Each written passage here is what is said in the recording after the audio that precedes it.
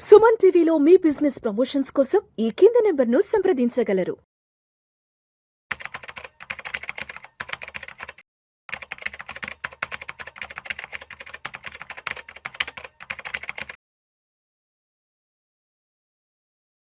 నమస్తే హర్ష. నమస్తే. హర్ష, ఎన్ఎస్సిలో ఈ ట్రేడింగ్ సంబంధించిన ట్రాన్సాక్షన్స్కి సంబంధించి మంచి న్యూస్ అప్డేట్ ఏదో ఒకటి వచ్చింది, చదువుతాను హర్ష. సెకనుకు 10 కోట్ల లావాదేవీలు ఎన్ఎస్సిలో ఏప్రిల్ తర్వాత. ప్రస్తుతం 50 నుంచి 60 లక్షల ట్రాన్సాక్షన్స్. సో యువత మొబైల్పై ట్రేడింగ్ చేయడం పెరిగాక షేర్ల లావాదేవీల సంఖ్య కూడా అనూహ్యంగా పెరుగుతోంది. ఈ నేపథ్యంలోనే ఒక సెకనులో 10 కోట్ల లావాదేవీలు నిర్వహించేలా దేశంలోనే పెద్దదైన నేషనల్ స్టాక్ ఎక్స్చేంజ్ను తీర్చిదిద్దబోతుందని అంటూ కూడా మంచి న్యూస్ అప్డేట్ వచ్చింది. సో ఏంటి అసలు ఈ ట్రాన్సాక్షన్స్ని 50 లక్షల నుంచి 10 కోట్ల ట్రాన్సాక్షన్స్ వరకు తీసుకెళ్ళడానికి గల కారణం ఏంటి అసలు? సో మనం అసలు ఇండియాలో డీమ్యాట్ అకౌంట్లు ఎన్ని ఉన్నాయో చూసుకుంటే 2016 వరకు కూడా ఇండియాలో మొత్తం కలిపి ఉన్న డీమ్యాట్ అకౌంట్లు 2,50,00,000 అంతే.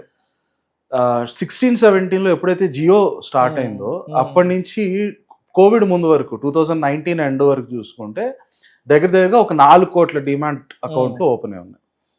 కోవిడ్ అప్పుడు అందరూ ఇళ్లలో కూర్చొని చాలా మంది అసలు ఏంటి స్టాక్ మార్కెట్ అవగాహన పెంచుకోవాలని చాలా మంది రెగ్యులర్గా యూట్యూబ్లో చూడడం, వాళ్ళు తెలిసిన బ్లాగ్స్లో చదవడం అవన్నీ చేస్తూ చాలా మంది కూడా దాని మీద కొంత నాలెడ్జ్ పెంచుకున్నారు. అక్కడి నుంచి ఈ రోజు చూస్తే కోవిడ్ స్టార్ట్ కాకముందు ఉన్న 4 కోట్ల డిమాట్ అకౌంట్లు ఈ రోజు దాదాపు 20 కోట్లు దాటేసింది. రైట్, అంటే ఒక చెప్పాలంటే 5 సంవత్సరాల్లో 5 రెట్లు పెరిగింది. 5 రెట్లు. ఇంత ఫాస్ట్ గ్రోత్ మీకు ఆల్మోస్ట్ ప్రతి సంవత్సరం 30-40% గ్రోత్ రేట్ ఉన్నప్పుడు మీరు ఇండియాలో ఎన్ని ఎక్స్చేంజ్లు ఉన్నాయి?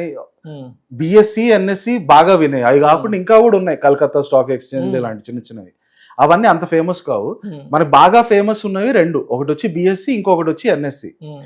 ఫస్ట్ స్టార్ట్ చేసింది Bombay stock exchange, BSc. BSc అనేది పాతకాలంలో చాలా ఫేమస్. ఎప్పుడైతే కంప్యూటర్ 90sలో కంప్యూటర్లు వచ్చాయి, కొత్త టెక్నాలజీ వచ్చాయో అప్పుడు ఎన్ఎస్సి వాళ్ళు మొత్తం ఈ స్టాక్ ఎక్స్చేంజ్ లో మీరు పాత సినిమాలు అవన్నీ చూస్తే ఒక పెద్ద ఫ్లోర్ మీద అందరూ అరుచుకుంటూ ఉంటారు, ప్రైజులు by price cell price Dalal street లో. వుల్ఫ్ ఆఫ్ ఫారిన్ సినిమాలు, హాలీవుడ్ సినిమాలు చూసినా కూడా అన్నిట్లో వుల్ఫ్ ఆఫ్ వాల్ స్ట్రీట్ లో వాటిలో ఫ్లోర్ మీద పడి అరుచుకుంటూ ఉంటారు. ఇది మొత్తం కంప్యూటరైజ్ చేస్తూ ఫస్ట్ మార్కెట్ లోకి వచ్చిన platform NSC, national stock exchange. NSC వచ్చి నేషనల్ స్టాక్ ఎక్స్చేంజ్ వచ్చి ఈ ఫ్లోర్ మీద అరుచుకోవడాలు అలాంటివి ఏం లేకుండా కంప్యూటర్లు అప్పుడే స్టార్ట్ అయ్యాయి. ఆ ఫినామినా స్టార్ట్ అయ్యింది 90sలో. ఆ టైంలో ఎన్ఎస్సి మొత్తం కంప్యూటరైజ్ చేస్తూ మార్కెట్లోకి ఎంటర్ అయింది. బిఎస్సి ముందుగానే కనుక వాళ్ళే అప్పుడే అప్గ్రేడ్ అయిపోయి వాళ్ళే కంప్యూటర్లు తీసుకొచ్చి ఉంటే మేబీ ఎన్ఎస్సి అంత బాగా హిట్ అయి ఉండేది కాకపోవచ్చు. బట్ ఎన్ఎస్సి ఫస్ట్ కంప్యూటర్లు తీసుకొచ్చి మార్కెట్లో ఫస్ట్ మూవర్ అడ్వాంటేజ్ అంటాం కదా, వచ్చి మాక్సిమం మార్కెట్ షేర్ గ్రాప్ చేసుకున్నాక ఆ తర్వాత స్లోగా బిఎస్సి కూడా మొత్తం కంప్యూటర్లోకి మార్చారు. అల్టిమేట్ గా ఈ 2 ప్లేయర్లే డ్యూఓపలి. ఇప్పుడు మొబైల్ ఫోన్స్ కి జియో, ఎయిర్టెల్ 2 ప్లేయర్ లాగా మార్కెట్లో ఎక్స్చేంజ్లకి ఎన్ఎస్సి, బిఎస్సి 2 ప్లేయర్తో ఆల్మోస్ట్ ఆగిపోయాయి. ఆ పైన ఇంకో కొత్త ప్లేయర్ రావాలన్నా ఇప్పుడు సెబీ రెగ్యులేషన్ స్ట్రాంగ్ అయిపోయింది కనుక సెబీ కూడా అలో చేయదు, ఇద్దరు చాలు, వాళ్ళిద్దరూ చూసుకుంటారు. ఈ 2 కంటెక్స్ట్ మనం మిక్స్ చేస్తే ఒకటి వచ్చి ఉన్నాయి 2 ప్లేయర్స్. డిమాట్ అకౌంట్స్ 2016 వరకు 2.5 crores, 20 వచ్చేసరికి 4 crores, ఈ రోజు 20 crores ప్లస్.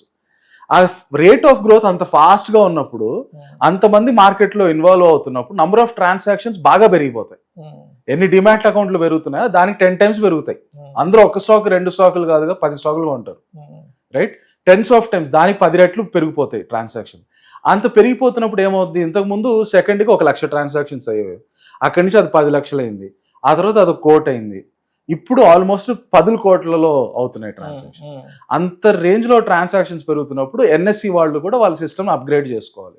అదే వాళ్ళు ఇప్పుడు లేటెస్ట్ గా అనౌన్స్ చేసింది, వాళ్ళ సిస్టమ్ ని నానో సెకండ్ పర్ ట్రాన్సాక్షన్ కి అప్గ్రేడ్ చేస్తున్నారు. బేసికలీ దానివల్ల ఒక సెకండ్ లో దాదాపుగా 10 కోట్ల ట్రాన్సాక్షన్స్ మొత్తం అటు బై ఇటు సెల్ 2 ఆర్డర్స్ ప్లేస్ అయిన తర్వాత మొత్తం సెటిల్ అయిపోతాయి. ఇప్పుడు హర్ష, ఇప్పుడు ట్రాన్సాక్షన్స్ కూడా అంత పెద్ద ఎత్తున పెరిగితే ఇప్పుడు కొంత సైబర్ సెక్యూరిటీ ఇష్యూస్ కూడా వస్తాయి కదా మనకి.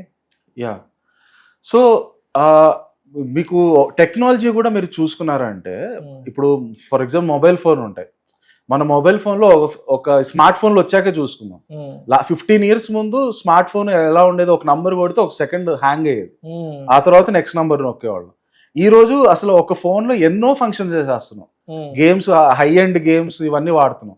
వీటన్నిటికీ డిఫరెన్స్ ఎక్కడ వచ్చింది? ఆ కోర్ మెమరీ చిప్ ఏదైతే ఉంటుందో, రైట్, ప్రాసెసర్ ఏమంటాం, ఇంటెల్ వాళ్ళది ప్రాసెసర్. మన ఏదైనా ల్యాప్టాప్ కొన్నా i5 i7 ప్రాసెసర్, ఫోన్లు కొనేటప్పుడు 17 19 ఈ ప్రాసెసర్లు మాట్లాడుకుంటాం. సో ప్రాసెసర్లు పెరుగుతున్న కొద్దీ నంబర్ ఆఫ్ ట్రాన్సాక్షన్స్ కూడా ఇంతకు ముందు ఉన్న లెవెల్కి ఈజీగా చేసుకోవచ్చు. ఆ పర్టికులర్ దానివల్ల సైబర్ సెక్యూరిటీ ఇష్యూస్ ఏం రాకపోవచ్చు. సైబర్ సెక్యూరిటీ ఇష్యూస్ ఎక్కడ వస్తాయంటే ఎప్పుడైతే మీరు ఏదైతే సిస్టమ్ బిల్డ్ చేసుకున్నారో దాంట్లో లూప్ హోల్స్ పెరిగాయి అనుకోండి.